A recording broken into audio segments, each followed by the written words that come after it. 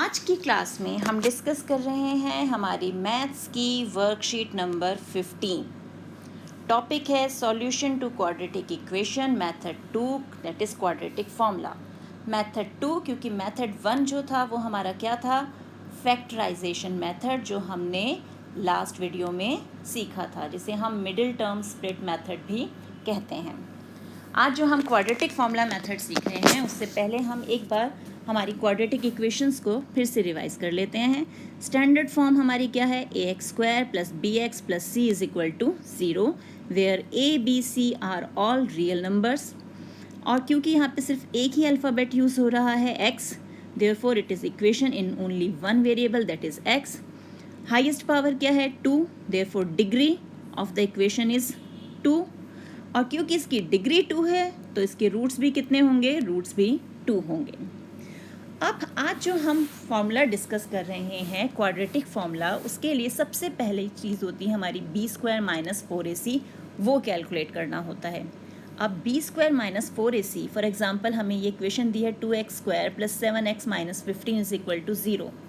अब हम इसे कंपेयर करें हमारे ax² + bx + c से, तो a हमारे पास 2 है, b 7 और c -15, तो b² - 4ac हो जाएगा 7² - 4 × 2 × -15 दैट इज़ 49 माइनस प्लस, और ये आ गया 120 दैट इज़ 169, और 169 हमारा ग्रेटर देन 0 है। तो हम क्वाड्रेटिक फॉर्मूला किसी भी इक्वेशन के लिए, क्वाड्रेटिक इक्वेशन के लिए तभी अप्लाई कर सकते हैं जब हमारे b² - 4ac की वैल्यू ग्रेटर देन 0 हो या इक्वल टू 0, या तो वो 0 से बड़ा हो या 0 के इक्वल हो। तो उस कंडीशन में हमारी क्वाड्रेटिक इक्वेशन के जो रूट्स हैं वो हमें कैसे मिलेंगे, -b ± √b² - 4ac/2a। अब ये प्लस माइनस का क्या मतलब है, प्लस माइनस का मतलब है बेटा एक बार -b + √b² - 4ac/2a लेना है, और एक बार -b -√b² - 4ac/2a लेना है। इन दोनों को कंबाइंड फॉर्म में क्वाड्रेटिक फॉर्मूला हम ऐसे लेते हैं -b ± b² - 4ac/2a। अब जैसे हमें यहाँ दे रखा है, कैन यू टेल में for a quadratic equation 3x² + 2√3 + 1 = 0। तो सबसे पहले हमें वैल्यू ऑफ b² निकालना है। तो b क्या है यहाँ पर 2√3, उसका स्क्वायर लेंगे तो हमारे पास आ गया 12। अब 4ac देखें तो 4 × 3 × 1 इट इज़ अगेन 12, और b² - 4ac की वैल्यू निकालेंगे तो 12 - 12 दैट इज़ 0। तो अभी मैंने आपको बताया कि हम कब अप्लाई कर सकते हैं क्वाड्रेटिक फॉर्मूला, या तो हमारी कंडीशन ग्रेटर देन 0 की हो या इक्वल टू 0। यहाँ इस कंडीशन में हमारा इक्वल टू 0 आ रहा है तो हम यहाँ भी क्वाड्रेटिक फॉर्मूला यूज़ कर सकते हैं। अब आगे देखते हैं, आगे क्या है, एप्लीकेशन ऑफ क्वाड्रेटिक फॉर्मूला, कि हम कैसे अप्लाई करते हैं क्वाड्रेटिक फॉर्मूला को। तो यहाँ हमें क्वेश्चन दिया है x² - 4x + 2 = 0। तो कंपेयर करने पे a is 1, b is -4, c is 15। b² - 4ac calculate किया तो वो मिला हमें 8 विच इज़ ग्रेटर देन 0। हम क्वाड्रेटिक फॉर्मूला अप्लाई कर सकते हैं। हमने वैल्यूज़ अपने फॉर्मूले में पुट की, तो यहाँ पे हमें मिला 4 प्लस माइनस प्लस √2, और यहाँ पे भी माइनस प्लस हो जाएगा और -√8। अब जो ये √8 है, इसमें हम अगर 8 के फैक्टर्स बनाएं, प्राइम फैक्टर्स, तो 2 4 ज़ा 8, 2 2 ज़ा 4 एंड 2 1 ज़ा 2। इन दो में से 2 एक रूट से बाहर आ जाएगा तो अंदर क्या बचेगा 2√2। सिमिलरली 4 - 2√2, और यहाँ भी अगर हम 2 को कॉमन निकाल लें तो अंदर बचेगा 2 + √2/2। ये 2 और ये 2 कैंसिल हो गया तो आंसर आ गया 2 + √2। सिमिलरली यहाँ 2 कॉमन निकाला तो अंदर बचा 2 - √2/2, ये 2 कैंसिल आया तो आंसर आ गया 2 - √2। तो इस ढंग से हमने अपने इक्वेशन के दोनों रूट्स निकाल लिए। नेक्स्ट आते हैं हम हमारी कन्वर्टिबल इक्वेशंस। कन्वर्टिबल इक्वेशंस से मतलब है कि इक्वेशन देखने में तो लग रहा है कि वो क्वाड्रेटिक नहीं है, लेकिन हम उसे क्वाड्रेटिक में कन्वर्ट कर सकते हैं। तो उसके लिए हम लेंगे उसका LCM। अब LCM लेने के लिए हम क्या करते हैं, हम यूज़ करते हैं बटरफ्लाई मेथड। फॉर एग्ज़ाम्पल जैसे यही क्वेश्चन है, हमें दिया हुआ है इस ढंग से, तो हम पहले तो बटरफ्लाई के पंख यानी इन दोनों को मल्टीप्लाई करेंगे, फिर इन दोनों को मल्टीप्लाई करेंगे, आंसर्स हमारे यहाँ आ जाएंगे, और लास्ट में इन दोनों को। तो सेम हमने यहाँ पे किया हुआ है, x+2 into 1 is x+2, x-1 into 1 is x-1, और फिर इन दोनों को मल्टीप्लाई किया तो आ गया हमारे पास x-1 इंटू x+2। इन्हें सिंप्लीफाई किया तो 2x+1 upon x² plus x-2 आ गया। अब क्योंकि इसे 3 के इक्वल है, हमने इसे 3 से मल्टीप्लाई किया। जब हम इसे 3 से मल्टीप्लाई करेंगे तो हमारे पास क्या आएगा, 3 into x² 3x², 3 into x 3x, and 3 2 ज़ा 6। यहाँ 6 आएगा, ये मिस्टेक से 2 प्रिंट हो रखा है। और फिर हम इसे आगे सॉल्व करेंगे तो हमारे पास क्या आ गया, 3x² प्लस x, क्योंकि ये 2x यहाँ पर आएगा माइनस का बन के, सिमिलरली 1 भी यहाँ माइनस का बन के आएगा, तो -6 - 1 हो जाएगा -7। तो ये बन जाएगी हमारी इक्वेशन।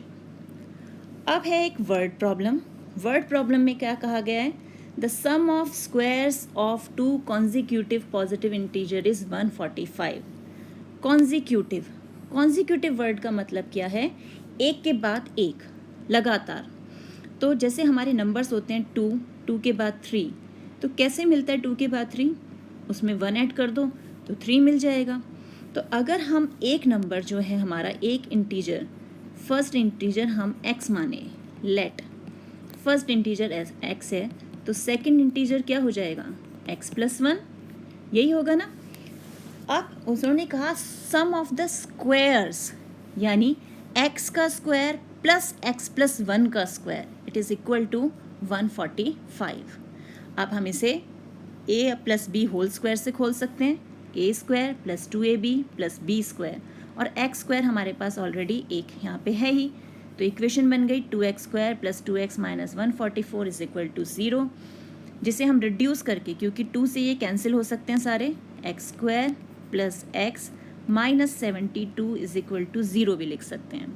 अब हम इसे चाहे क्वाड्रेटिक फॉर्मूला से सॉल्व करें, चाहे फैक्टराइजेशन मेथड से, हमें x की वैल्यू मिल जाएगी, और x की वैल्यू में 1 ऐड करके हमें सेकंड इंटीजर भी मिल जाएगा। तो ये क्लियर हुआ। अब देखते हैं हमें आगे क्वेश्चंस क्या दिए गए हैं। आगे हमारा क्वेश्चन है, we can find roots of quadratic equation if b² minus 4ac is less than 0। तो क्या लेस देन 0 की कंडीशन में हमें रूट्स मिल सकते हैं, ट्रू और false? False. For quadratic equation 3x² plus root x minus 16, value of constant c। अब c हमारे पास ये है, अब c की वैल्यू क्या है, 16 और -16, -16, क्योंकि वो अपने साइन के साथ आएगा।